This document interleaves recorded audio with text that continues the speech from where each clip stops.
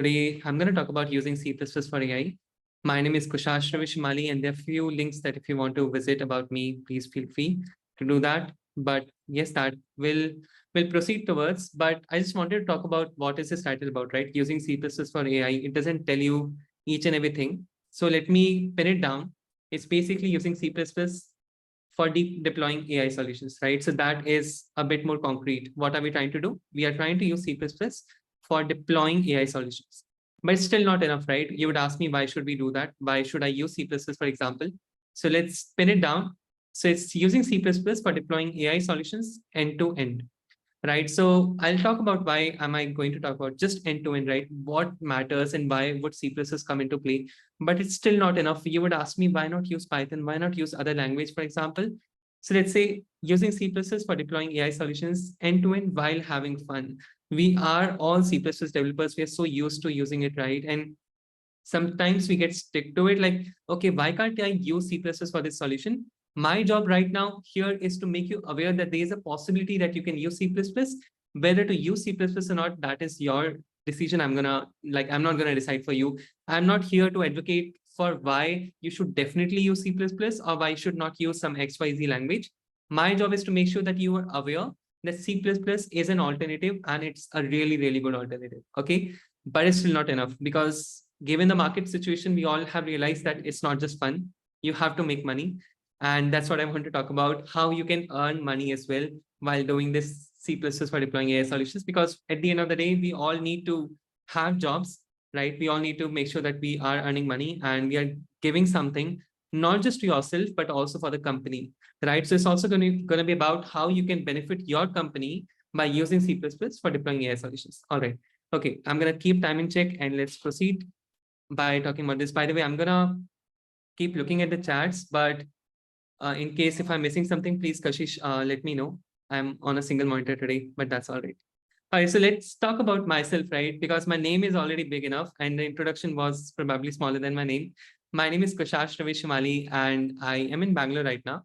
But let's talk about what am I doing right now. I'm a software developer at Abnormal Security. That's the sweet little logo of Abnormal. We are basically solving email security problems and cloud security problems using AI. And there's a lot of backend work goes into it. So I'm a backend engineer because that's what excites me. But in my real life, I am a developer. I don't like limiting myself to backend, full stack, front end, AI. I think as computer science engineers, we should probably just be open to whatever tech stack that comes into place. All right, so that's what I am right now. But what this just a bit about Abnormal, right? Better cloud email protection, lower email security spend and all.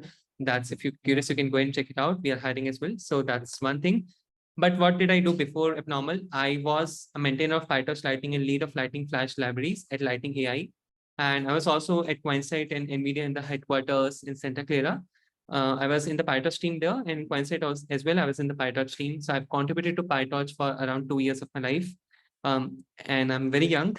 So 2 years is a lot, right? So I'm going to talk about what made me shift from AI to backend as well. I'll kind of talk about why I love development more than research right now, but I'm a bit of both right now. Okay, so those are sweet little logos for all of them. I think they deserve that much. But let's talk about this YouTube channel. Just wanted to highlight, I also go live on YouTube. I think I'm reaching to a point where my number of videos are more than number of my subscribers. 121 videos, 855 subscribers. That's not a ratio I would like to have, but it is there. And I just go live and I talk about whatever I'm working on. I don't spend a lot of time in promotions and all the fancy titles. So that's why I like to have less number of subscribers, mostly because I don't talk about competitive programming. But yeah, that's it. There's a small playlist on OpenCV as well. If you're curious, you can go and check it out. It will talk about why I really like taking things end to end. I don't like just training the model. Okay, it's there, go ahead and use it. Because at the end of the day, people want to use it. That's the motivation we'll talk about. Anyways, I also have a Twitch channel. If anyone is curious, I have 98 followers, hard-earned followers in India because not a lot of people use Twitch. 98, feel free to follow. Just 2 times 100 is enough. Anyways, I'm just kidding. That is where I just go live and properly code and just upload the recordings on YouTube. Anyways, that is not relevant to the talk. So let's talk about motivation for this talk, right? My first and foremost motivation is making sure that you all are aware that there's an alternative. Python, C++ Rust, there's a lot of conversation that goes on, and meanwhile, JavaScript tops the chart, right? So I don't really want us to limit ourselves to the language. Let's talk about the solutions. Let's talk about the problems and how C++ can come into play and how it's a fantastic language. Right now, I don't know about tomorrow. I don't know about day after tomorrow. I'm going to talk about present because things change, right? That's one thing. So at the end of this talk, you'll probably be just very comfortable in your company talking about how I can optimize the current pipeline end to end and make sure that end users are, taking the benefits from all your optimizations. Okay. Anyway, so I contributed to PyTorch for more than 2 years at NVIDIA and Coincide. That is one of the reasons I'm very much aware of PyTorch code base. But there's a huge difference between contributing to a library and using a library. I'll talk about why I'm probably a okay-ish person to talk about it. I'll not call myself good or best, but I have a good idea about the PyTorch code base as well as using PyTorch. And that gives me really like a lot of confidence in making sure that you guys just learn a lot after this talk. That's just bit of eye on what I've contributed so far. Just wanted to make sure you guys don't doubt me. I've contributed to PyTorch. You can search about it. And these are some recent PRs I made in 2022. I think that's when the last time I contributed there. Anyways, that's one thing. I also started my journey with contributing to OpenCV in the second year of my college days, around 2019. Yeah, there you go. That date is there. So the journey is very interesting, right? Because when I started my first year, computer vision was always exciting to me because you see images every day, right? You're looking at something, you have a project idea in mind. That's how it goes. So while I was working for a startup, I was talking about no reference image quality assessment. I was writing a blog on that, and my aim was to do it in both Python and C++. While I was doing it in C++, using OpenCV, I realized that it could be in the OpenCV main library. Why should I be writing a lot of code, SVM and all of that in C++ just to enable that, while OpenCV has the internals to support it? So I started looking at the source code of OpenCV and I realized that, yes, this could be there. And I realized there was already an ongoing process by ClonetP, that's the username of him. And he was already supporting image quality assessment in OpenCV. So I just created this issue that I would like to add this feature into OpenCV. This was not one of the good first issues. I'm kind of in favor of thinking of my own ideas and making sure that they reach to the end. So this was a big issue, and I probably worked on this for 1 or 2 months with Clunet. And don't get me wrong, the 10,600 lines that I added, that is not true. 9,000 were the machine learning model files. So I think I only wrote 1,000 or 1,500 lines of code. So I don't want to lie here. That's 1,500 lines of code only, but a lot of learning. And that's something I'll also talk about in my talk today. Yeah. And also, I realized importance of performance for real-time applications during my internship at NTU Singapore. I went to NTU Singapore during my third year of college days. I was in one of the laboratory. There was a lab called Rose Labs there. They were trying to solve a problem of this. Okay, let me probably skip to the story time. So, okay, don't sleep. The story is very interesting. What they were trying to solve is license plate recognition, right? Now, this looks very, very easy. In deep learning, if you realize, there are very basic problems that are not yet solved according to like human precision and human accuracy. For example, if you look at this, you're able to tell that it's DL3CBP2331, right? The car is good, probably not very expensive, but it's still riding its own, right? So everything is there. Now it looks very clear on eyes, but the truth is there are some problems that are very, very difficult on real time, right? When you talk about a traffic light, there's a camera on the top, it's raining. Do you think the license plate will be visible? Even if it's visible, okay, there are some models that can perform really well, but they are huge in size. They take a lot of time for inference. Do you think if like a police service is trying to use our model, okay, we detected the thief for them after 1 hour. Now they have to track him again, right? So that doesn't make sense. So it's a very, very important thing to realize. There's a trade-off between performance and accuracy, right? So that's one thing I realized in NTU, because when I was working on it, I got really, really good accuracy, right? Not state of the art, of course, but for the data set that we had, really good accuracy. Then it passed on to some PhDs that they were really good, fancy PhDs over there. And in the presentation, they said, yeah, we pruned some layers. That means they removed some layers from my deep learning model and they converted into C++ code base and they included that in the pipeline. And suddenly the performance was really, really good without affecting accuracy. Like there was no significant effect. Okay. And I was like, why would you play around with my model? I worked on it for 2 months and then you did something with it and now you're taking the credits for improving the performance. I was like, I wanted to learn how to do this, right? And I was really fascinated. And that's when I realized that don't limit yourself to a language, limit yourself to a problem and what you're trying to solve. Okay. Anyways, that is it. And why this topic? Why even talk about C++ using AI? That's the first thing, that a lot of companies have C++ pipelines in place. Now, if you're talking about, new startups, of course, they might be shifting to other languages as well. But big tech companies are still stuck in Java. So I don't want to get into that discussion. C++ is still used in a lot and lot of companies, right? And you can't just create a discussion that, hey, I would like to add an inference code written in Python into your current C++ code, and that will not affect performance. It will definitely affect performance. If not performance, it's going to affect a lot of people because you'll have to maintain the code while having C++ developers in place, right? So by introduce another language just for inference, we'll talk about it. First reason is C++ is fast, and whether it's fast or not, that comes with conditions. First of all, data handling and processing is really, really fast, right? Of course, Python GIL is going to go away as well, right? All of those things. But as I said, I'm going to talk about right now, C++ gives you a lot of benefits to use system resources, handle data. That is the first thing, right? A lot of data is coming in, streaming in. You can use Kafka, you can use any queue, for example. It's coming in like frames per second, 60 frames per second camera, and you can reduce it to 20, 10, but still a lot of frames per second, right? So you have to process those data and pass it to the model. And what matters in real time, let's talk about, let's be honest, okay?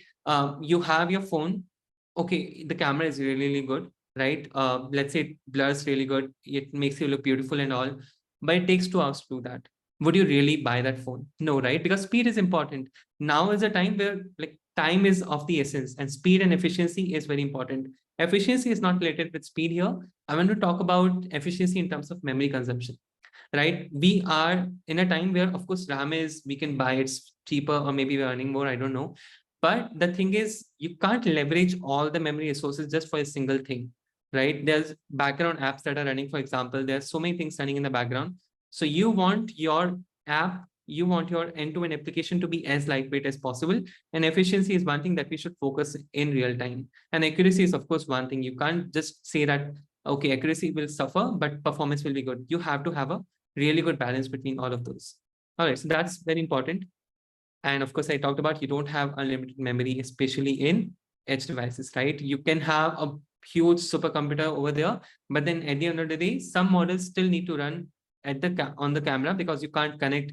You don't have internet connection. For example, in India, if you think that everywhere there'll be internet connection, that is not right, right? So that's going to be one thing. And under the hood, a lot of libraries are written in C++. PyTorch exposes the C++ API, for example, so you can actually use PyTorch C++ API. NVIDIA has TensorRT, it also has C++ API, and so does OpenCV.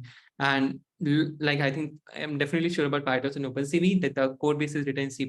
I'm also confident about TensorRT, but of course, not everything is open source over there, which makes sense. No issues about that. And at the end of this talk, you will be, if you notice, there are 2 ends in a keyboard. And of course, we'll have 2 ends. One is, of course, awareness, and the other is confidence. So let's start, and you'll be aware. So self-aware, you don't need any help.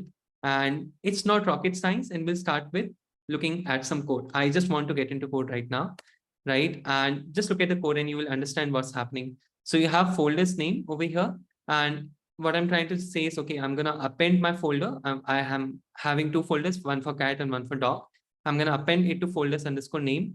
What I'm going to do is I'm going to have pair images labels. So I'm going to pair the images and labels together, and vector of string and vector of int.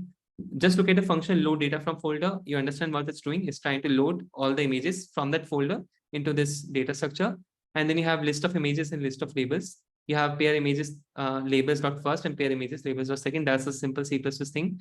And then I'm using a custom dataset class, which takes images and labels and then maps it to torch transform. I'm going to talk about it in a second, but just look at this code. It's actually very simple. If you are using C++, you'll be very comfortable around using it, right? Now let's look at the network implementation, because in deep learning, this is very important.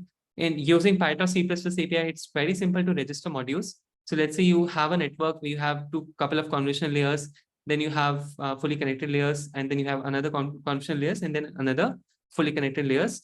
That's how you can actually define it in C++. You need to give them shapes for sure. You can't like just say that, okay, it will dynamically calculate shape for you in C++ API.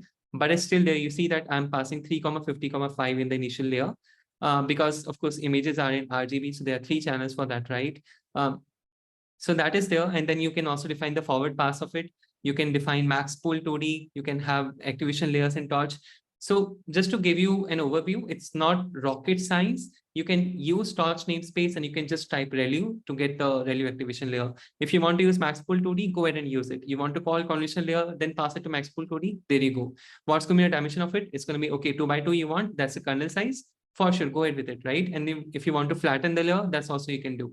So just wanted to give you an idea. I'm not going to teach about PyTorch C++ API, just giving you an idea that is possible, right? And if you want to, let's say this is just inference code where you have a data loader. Let's say you have a lot of images in a single folder. You want to just infer your model, like using a model, you can do that. You can see that I'm just iterating through the loader. I'm trying to get the data, just making sure that I pass it to the model in the given size and format. So I'm just making sure that I transform the data to float32 format. Targets should be integers. That's why I'm int64. Pass it to the network, get the output, get the loss, and then keep on iterating if you want to test. But for now, the accuracy will work and you can use it, the accuracy, to get the output, right? So it's difficult for those who are coming from Python, but we are all C++ developers, I assume, and it's of course very comfortable for us, right? But let's take a step back and look at a model in Python, because I want to compare right now what's the difference, and I want to be very honest with you. So if you look at this, I'm gonna define a very, very simple neural network. Again, this is not AI, this is neural network. And don't get me wrong, we still use neural networks in a lot of places, and we are still relying on machine learning. So yes, we have a sigmoid activation function that's simply using NumPy. Then we have sigmoid derivative that will be used for backpropagation. You have number of inputs defined in the layer, 3 inputs and 4 hidden layers, and 1 output, right? So that's the number of neurons in each layer, right? And then you just initialize weights with random values. That's something we do during training, right? You can have different methods for that as well. That's a very, very basic code that you can look at. And of course, the training code is also simple. Suppose you want to train for 10,000 epochs, you can train that. You can apply sigmoid activation function, get the output, apply backpropagation, get the error as well, and then try to update your weights accordingly. That's the basic overview of how neural network works, right? Now, let's put it to C++, right? Let's try to just get there, whatever we saw just now, into C++, and let's see how that will work. Okay, I'm going to go slow. Let me know if anyone thinks that it's faster, just let me know in the chat. So looking at the activation function on the left, you have defined sigmoid, takes an input and gives you an output, right? On the right, you see double sigmoid. So of course, that's a return type, and you take an input in double. Data type, you're doing 1.0 divided by 1.0 plus x, just e power minus x, right? That's a simple formula of sigmoid activation function. Again, sigmoid derivative is also simple. You just calculate the derivative of it and you define it. That's also there. You want to have random weights, you can use random rand function, and rand max is also some constant available in C++. You can just use that and you can define it. So we're almost there. Similar lines of code, but you will see the magic right now. The magic is, of course, more lines of code. Now, suppose when you define, because of course, right? So in Python, what it comes is that you can do list plus list. You can do list comprehensions. You can add something to the list. You can add something to NumPy array as well. That's of course there, but in plain C++, you need to iterate through it. That doesn't mean that the performance is bad. In like behind the scenes, Python is doing the same, right? So it's the same. Over here, if you see that I'm trying to define a feed-forward neural network, we are having weights, input weights for hidden layers and input layer. Then we are iterating through it. We are initializing the weights with random values between -1 and 1. And similarly for hidden layers. So that's all it's trying to do. No rocket science. If you look at this, it's very simple. But if you try to just look at the number of lines of code, of course, it will be more than that, right?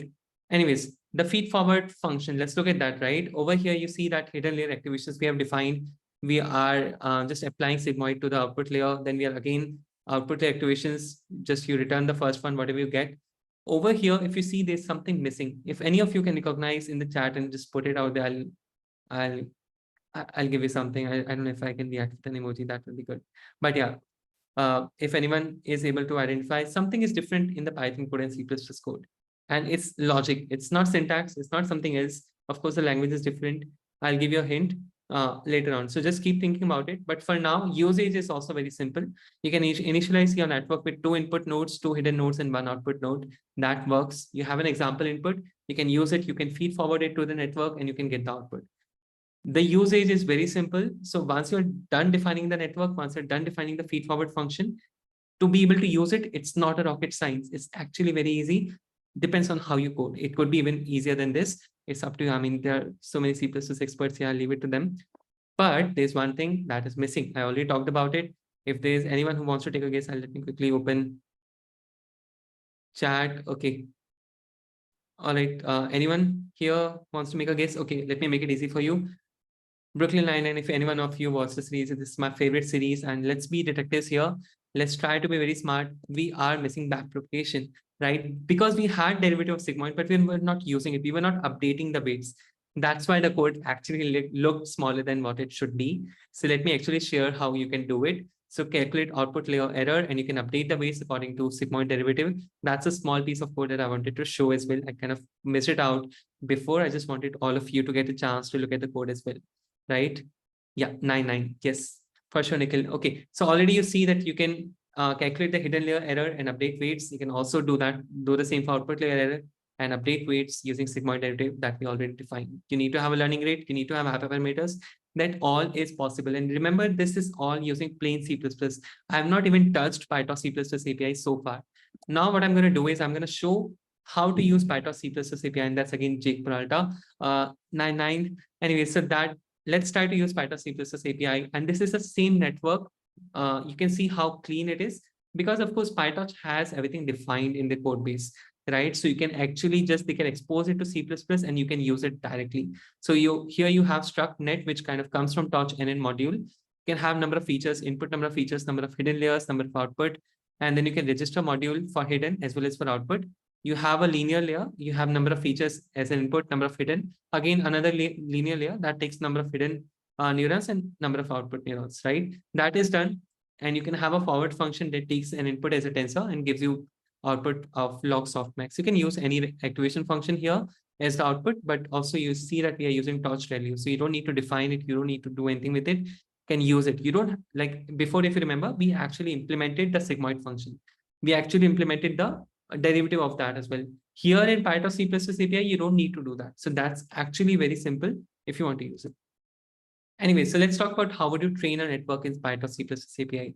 Again, let's say you want to train for 10 epochs, you have a batch index 0, you go through the data loader, you make sure that you reset the gradients, remember to do that, and then feed forward, like forward pass your data to the network layer, calculate the loss. You can use whatever loss you want. There are lots of loss functions available in C++ API. I'm not going to make that decision for you. It's really up to you, but I'm just adding NLL loss for you as an example. Computing backpropagation of loss is very easy. You can just do loss dot backward, and that's it, right? So again, you don't need to implement all this from scratch. It's there in PyTorch C++ API. If you want to go ahead and use it, you can do it, right? Update parameters of net. Again, you can use SDT, and just that algorithm will work. You can pass the parameters. You can define the learning rate 0.01. You can pass it any way you want, and you can just print out the epochs and loss. Here, I'm just saving the network as well, because just to make sure that in between, if it fails, if I want to stop it, I can do that every 10 epochs. If I want to save it, you can also pass some arguments to make sure that you save checkpoints. Right now, I'm just saving the model periodically as a checkpoint, and the last one will be my final model. But essentially, you should make sure that your best accuracy based on test validation, that is also good.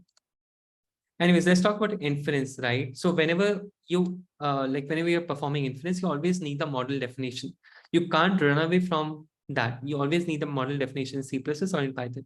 Over here, what I'm doing is I'm just making a network from the net struct. If you remember, I'm passing the feature size, hidden size, output size. 3 is the RGB layer, right? So we have 3 channels over here. I'm loading the model. You remember that we saved the model. Let me go back. You're saving that net.pt. I'm going to use the same model. I'm going to load that model. I'm going to create a dummy input tensor, pass it, make sure that no grad context is in inference mode. That is very important, and get the prediction. That's it. You got the prediction, you're done. That's how you can really infer very fast. And yes, that is good. Mohan, I hear your question. Let me get back to you towards the end of the talk. It's around 1:26 p.m. I think I have around 34 minutes. I'll take this question for sure. Thank you so much. All right. Now here we have inference. You can see that you can have a very simple model. You can have just pass on the weights and bias over here. You can have a predict method. You can take the bias, you can take the weights, you can apply it to your output, and you can return the sigmoid of it. So whichever way you want, you can do it, and it's very easy, right? And how about loading images, right? So I'm going to take it slow now. Look at this. All of you just take some time to look at this code piece and realize how easy is it compared to probably Scratch in C++, right? If you want to load images in C++, I'm sure a lot of us have done it once, but still the libraries are made for some use. And given that OpenCV is one of the most popular libraries for computer vision and image processing, it's available in C++. You can use it however way you want. So over here, if you see, I'm loading an image in with OpenCV. Input.jpg is the file name. I'm loading it as grayscale. CV is the namespace I use, and imread is the function name. That's it. The type of the output you get is MAT. It's just kind of their way to represent images. It's really, really powerful. I'm going to talk about it as well for CUDA devices and CUDA kernels. But you can resize the image. You can resize it to 28 cross 28. You can select what kind of algorithm you want to use for resizing as well. If you're aware, there are multiple algorithms. Interlinear is there, linear interpolation is there. Uh, there's like bilinear interpolation as well, cubic interpolation as well. So you can use inter area, you can use intercubic as well. It's really up to you what you want to use. Interlinear will be very fast. So if you don't really care about pixel loss and all, that's okay. If you want to go further deep into that hole, you can use CV cubic, intercubic as well. And then you convert this into the data type you want. You want 32 float, sure, go ahead and use it. You want to normalize, sure, 1.0 divided by 255. I'm going to normalize it. Okay, I want it between 0 to 1. There you go. That's done, right? And you can now convert that into that mat object that you got. You can get the data from it, and you can do torch from blob and convert that into a torch tensor. Because remember, your network does not take a mat input, right? It takes a tensor. So you need to convert that into torch tensor. And how you can do that? You can use torch from blob, can pass the output image as well. Remember that in PyTorch, it's channels first. So it's 1, because I'm converting that into grayscale already, 1, 28 cross 28, right? So 1 and width and height. Forgot the whether it's height first or width first. That's something on the documentation. That is it, right? You pass it to network, the tensor is passed now, you get the prediction, you take which one is true, and based on your number of classes, you can get the prediction label as well. Here I got it, and I can just print it out, right? So it's actually very easy to use OpenCV for all this. And that's it. Let's talk about connecting with AWS IoT, because that's also very important, right? I'll talk about the motivation here. When I was in a startup, what happened that we had a mobile device. We were trying to, like when COVID came up, we wanted to make sure that whoever comes in front of the mobile device, they can scan their temperature. They can see, okay, what is my temperature, whether I have fever or not, whether I have COVID or not, there's a chance of me getting COVID. The model that it could not be on the mobile device because it was huge. The model was not doing one thing. It was multimodal pipeline. You had different models for different tasks. So you only had a small, like very lightweight mobile device, and you wanted to perform so many operations on that, right? Now, how does it happen? You know, inference on cloud. Whenever that comes into place, you prefer cloud, okay? Because not all edge devices can store huge models, and you can't compromise on model size as well. Now, AWS, there was a whole pipeline in AWS IoT, right? You have queues as well. For example, we had RabbitMQ, we had AWS IoT, MQTT, all these things, and you need to pass a payload from the edge device to the AWS cloud so that we perform the inference, we get you the output, and we relay it back to the edge device, right? So that is how, just imagine the pipeline is going to work. Now, everything is written in C++ already. No matter what the reason is, I don't want to get into that. Maybe the founders decided that we are comfortable with C++ now, so we'll have to use it. But you come as an intern, you come as an employee, and you say that, okay, it's very easy to do it in Python. But they say that, okay, but introducing Python to that pipeline will be a lot of efforts and a lot of maintenance because we are not well versed with it, and we have a lot of code base in C++. Plus, Python is going to be very slow. Okay, so that's what they gave you as an argument. Now, instead of creating a lot of friction that, no, I only want to do it in Python, I want you to give them an alternative that I can use C++, it's okay, right? And that's where a lot of promotions come into place, by the way. Over here, you can use AWS SDK, and you can define your client config based on your region, based on your key and all. Once you can have your MQTT client initialized, and you can use key ID, access key, client config, you can connect with it. Whatever your existing code is there, you can just get it done, and you can shut down your API. It's actually possible. That's all I wanted to share. Now, this MQTT, this talk is not about how to use AWS IoT SDK, but if you look at this, in the same pipeline, in the same code base, in the same, like, let's say whenever we run that binary, your model inference can fit in there. You don't need to run two parts of code. You don't need to run two threads. You don't need to communicate between one Python thread and one C++ thread. It's actually possible to get in the same pipeline and put your C++ inference code over there. That is why where sometimes you are limited with the number of options you have, you can use C++ for, right? So that's going to be very helpful. Let's talk about loading a pre-trained model, right? Of course, there are lots of pre-trained models, so you don't have enough resources or you don't have enough data to train your own model. Now, in that case, what you want to do is you want to use a pre-trained model that is available in open source world, or someone gave it to you and say that, okay, I have a pre-trained model, I have the model definition, you can use it and you can get really good results, or you can fine tune it. Now, how would you do that in C++? That's the problem statement I want to talk about. Now, you can, suppose you have a PyTorch model. I'm going to stick to PyTorch because I'm kind of biased towards it, and that's something I have knowledge on. If I had to talk about TensorFlow, that will take C++ Conference 2024. Okay, so here I have transformed your PyTorch model to torch script using torch.jet.trace. I'm going to talk about it. What does it really mean, right? I think on Stack Overflow and discuss PyTorch forms, you'll get the code. You can just fetch it and do it for you. You don't need to understand it, but unless until you're really curious, I want to share this with you. What does it really do? So that, see, for running any model, you need to realize that, okay, what is the input shape of each model network layer, for example, what are the number of layers, right? All these information that needs to be fed into C++, right? How would you do that? You can convert it into a IR definition, which is an intermediate definition. That's called torch script in PyTorch language. The function takes a model and any example input. You don't need to have the exact input, just the shape should be fine based on what the model is trained on, right? So the function takes a model and an example input. It runs the input to the model, right? So let's say if I have a 28 plus 28 plus 1 image, 28 width and 28 height, and one number of channels. So I get a random matrix based on this input shape. I pass it to the model. It keeps track of what operations were performed, right? That is what it will do. And that's what trace, if you get the meaning as well, that's what it's trying to do. Now it uses this information to create a torch script version of the same model that you have. And this torch script version of the model you can leverage in C++ directly to perform the inference or just fine tuning as well. So let's look at the code base.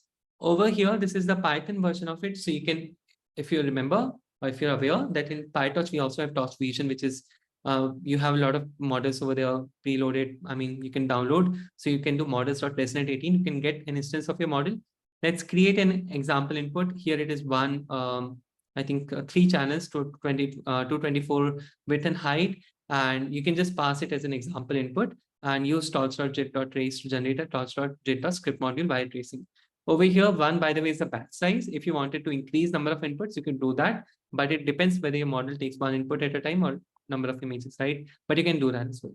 So torch.jet.trace, you pass the model, you pass the example input, and you get the trace script module, right? And you can save that. You can use torch.save to save it, and then you can load it. How can you load it? Here you go. If you see, we create a pointer to torch, again, jet script module. It's a namespace thing you all are aware in C++. It gives you an idea, right? And you get the module, you do torch, scope operator jet, scope operator load, and you load whatever that model you saved before, and that is it. You got the module from there. And that is something that you can directly use in C++ API. So you can execute the model and turn its output into a tensor, can get the predictions. And if you see one-stop header is here, hash include torch/script.h, right? But remember that you don't need to limit yourself to a library. These libraries evolve frequently in PyTorch. C++ API for so long has been in beta phase. So I will probably doubt the existence of it after 1 year, right? If something has been in beta phase for more than 2 years or 3 years, I'll honestly suggest that you understand how it works so that one day if it's deprecated, you can actually write your own C++ code from scratch and do it on your own, right? So just make sure that you understand what it's trying to do. And if you take a look at this again, we were tracing through the model, we got an example input, we got the traced scripted module, we saved it, then we load it here. That's it in C++, right? And that's very easy. And there are some outputs I had. By the way, that's everything is on my blog, shrimali.github.io. I can probably share it in the chat after this talk, but you can go and see all the PyTorch C++ API blogs over there. That's something I wrote in 2019. Things might have changed, but you will get an idea. These are some correct predictions that I got from the fine-tuned model, Recent 18. I just had to change the number of outputs in the output layer from multiple to 2, right? Over here, there's a girl sleeping with her favorite cat, I guess, and our model was able to detect that, right? So of course, that's on Resonate 18. I don't take credits for correct predictions, but I definitely take credits for writing the C++ inference code. And there are some cute dogs on the right as well. I'm not really a pet person, but I appreciate pets and I acknowledge that they exist and I hope they're safe. Anyways, I wanted to give a quick shout out as well. I want to keep around 15 to 20 minutes for questionnaire, and I don't want to bore a lot of you with this stuff. But I want to give a quick shout out to llama.cpp. That's a repository that exists already. If you take a look, it's a port of Facebook's Llama model in C or C++. It existed before in Python. They ported it to C or C++ for inference as well. And I would love all of you to take a look at this. It has around 37,000 stars and it's actively being maintained. You see the last commit was 1 hour ago. I mean, the PR merged. And I want to talk about, see, in the README, if you see, they support all the platforms. Mac OS is supported, Linux is supported, Windows is supported, Docker is supported. Supported models, you will just scroll in like almost all of the models that might be useful for you right now, they are supported.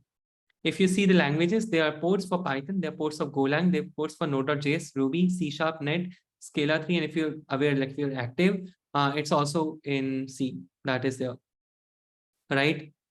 And you have UI as well, Open Playground and Text Generation Web UI, that is there as well. I have shared the link, you can just note it down right now, llama.cpp, if you just Google it, that's also there.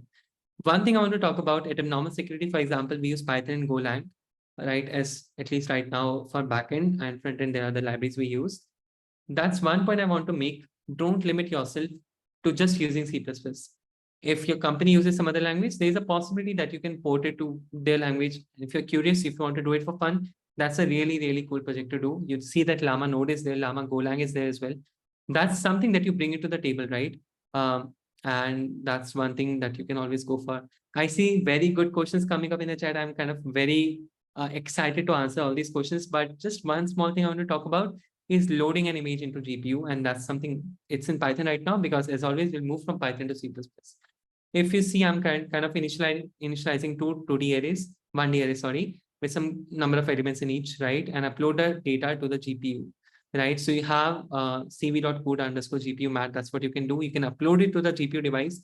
You can perform all the operations on GPU itself, and you can bring it back to host. So if you know that in CUDA, there are two terms, device and host. Host is basically on your CPU or in your memory, and GPU is your GPU memory, right? GPU hardware, GPU device, right? So you can actually do that in Python. For sure, you can do that. What about C++?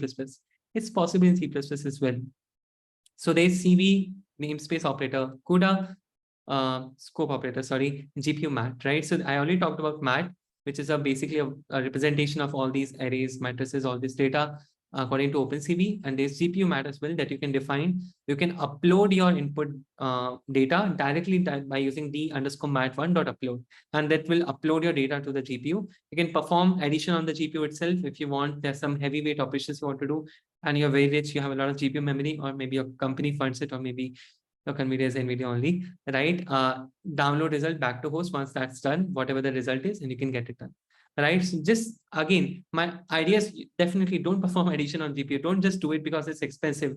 Transferring the data to GPU is not very easy. It's going to cost you as well, time and memory. So maybe just doing it on CPU would have been faster, but just for the sake of making you all aware that is an option, this is an option that you can take, and just, you know, feel free to pitch for yourself that, hey, I know how to do it on GPU.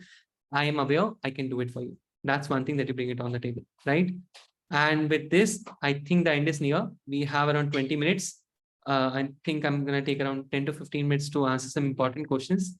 So feel free to ask all the questions in the chat. I hope that this was very useful. I want to quickly talk about conclusion as well, right? What can we conclude from this talk? There are many methods. They are available, like there are alternatives available for you to use it in C++. Don't limit yourself to a language, limit yourself to a problem statement you're trying to solve, limit yourself to the criteria of when would you call it solved. If by using some assembly language, you can get it solved and you're happy, happily do that. If you're using C++ for doing it, happily do that. Don't just go and jump around by just seeing some blogs and using Python. I would say don't blindly choose any language. Have your requirements settled. If that is going to solve it for you, go ahead and use it. My idea of this talk was to make you aware that there are options available in the market and you can use it. And since I have some idea about the code base and all, it gives me some confidence in making sure that you guys take something really, really good from this talk. And I hope this was useful as well. Let's jump to the question time. Kashish, is it okay if I take some questions right now? Yeah, sure. Okay. Go ahead. Awesome. Thank you. So Mohan has a question. Any real-time datasets you have tested with C++ API using transfer learning? Real-time datasets, I think, like in terms of real-time, if you mean that's something coming from Q, yes, we have done that. That was for face detection. We had already a pre-trained model for face detection, and we performed some fine-tuning as well. Not really transfer learning, but we had coming from mobile device. We pushed it, like passed it to AWS IoT, and then that has a payload, and we perform the inference on cloud, and we pass the output to the Android app, and that is what we did, right? And I think I also done it for speech recognition. If you know that there's a library for that as well, and you can just use that library to perform speech recognition. We got the data. The idea was to make sure that whoever is washing hands, they wash it number of times where we suggest. So you had to get the speech from the wherever they're washing hands, number of times the motor runs. We get that output, we get that input and pass it to the model. We say that, okay, whether they were actually using the hand wash or not. That's something we have used, but of course the data set will not be open source because that was directly coming to the queue. That was more like not deep learning, but it was more like machine learning. Yeah, if that helps. Thank you so much for asking the question, Mohan. Nikhil has a couple of questions, and I know you had one more question. Can you copy and paste your previous question over here? Your first question is, what kind of hardware do you need to start out with such models and libraries? That's a really, really good question, and let me talk about it, right? When I started doing this thing, I was in my college. I had 2 GB of RAM or 4 GB of RAM. I right now I have 64 GB of RAM in my CPU. Not boasting, but I'm telling you, from coming from 2 GB of RAM to 64 GB of RAM, it's been hell of a journey. And all these codes, and by the way, these blogs were written on macOS. The code was done on macOS. At that time, PyTorch didn't have good support as well. So what I used to do that at that time was I would just train my model for one epoch, and based on one epoch, I know that my code is working. My idea was just making sure that the code is right, because model definition, hyperparameter tuning, that all you can always do. One or two epochs works for me. So I will always write my blog based on one or two epochs. I knew that code is working. Now someone who is, who has availability of GPU and all, they can do that. In terms of hardware, right now, Windows, Linux, Mac, anything works. You can use any operating system. You can use, I think 4 GB RAM would be really good. Depends on the data set you have, because you will need to store that into memory. You can have batch size as well. So all of that will be needed. But any kind of hardware will work. Just have good RAM if you want to have bigger data set into your network.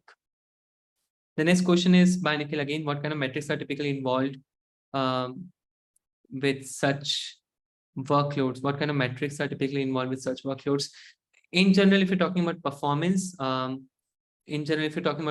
what is really important is you make sure that you have an inference time, right? How much time does it take for your single batch of input coming in? Let's say if you are, depends on the problem you're trying to solve. Let's talk about face detection, for example. You have a 30 frame per second camera. You are skipping some frames, and at the end of the day, you're getting 10 frames, which are more than enough, right? So if you're getting 10 frames per second, don't just do it for one frame. That's not really a good criteria, right? So based on that, I will probably go for 20, maybe 2 seconds. Maybe how much time did it take to infer for 2 seconds, right? How much time did it take for 1 second? And also, what's the like test accuracy? You can have your some people to annotate your data set, test data set as well. Make sure that you calculate it. There are different metrics as well that you use: false positives, false negatives, true positive, true negative. These all are depending on the problem statement you're trying to solve. So these are existing as well, right? Hope it solves your question. Let me know if it doesn't. Is it better than Python if you compare the metrics? Better, again, right? That's a question. That's a good question, Mohan. The question is it better than Python if you compare the metrics? Yes, because see, metrics could be whether does it save your company time? Yes, it did. Second, whether does it save the time to maintain the code of like the piece of code? Yes, it did. Third metric, was it fun? Yes, it was fun. Fourth metric, was it faster? Yes, it was faster. Fifth, was it able to use the memory efficiently? Yes, it was. So like all these metrics were able to give me an idea that yes, using C++ over this problem statement and that startup was a right choice. If you're in some other startup where you think performance is not really an important point, accuracy is something you want, people can wait a couple of seconds more for your output to come, that's okay. Use some other language, not necessarily Python, you can use some other language as well. But if you compare the metrics, C++ is actually really, really good, given the performance, given, again, I will probably suggest not to train your models in C++ because it doesn't make sense, right? You can train your model, their performance is not an issue. If it takes 1 month to train your model, that's okay. What matters is whether your model is able to perform in real-time situation based on the given time. That is what is more important, right?